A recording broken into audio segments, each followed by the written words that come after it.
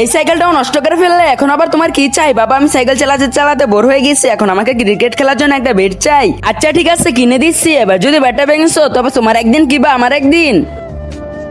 বাবা হ্যাঁ মা, এই নষ্ট সাইকেলটা আমাকে ঠিক করে দেবে?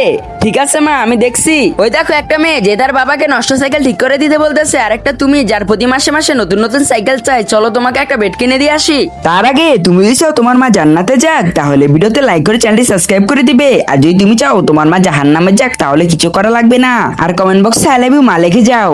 এই নাও বলার বেড, এখন যেন এটা ভেঙে ফেলো না, ঠিক আছে বাবা?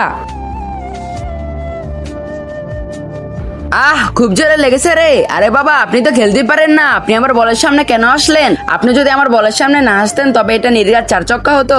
কি হয়েছে বাবা? আরে মা সাইকেলের পাইপটা ভাঙা ছিল, ওটা ঠিক করতে গিয়ে আমার হাত কেটে গেছে। বাবা আমার এই সাইকেল চাই না বাবা, তুমি এখানে দাঁড়াও, আমি তোমার ক্ষতের জন্য ওষুধ নিয়ে আসছি। আরে বাবা সাইডে সরেন, এখন তো পায়ে লেগেছে, এরপর মাথায় লাগবে। হ্যাঁ হ্যাঁ সরছি। আমার যদি এমন একটা মেয়ে থাকতো তবে সেও আমাকে এতটা ভালোবাসতো।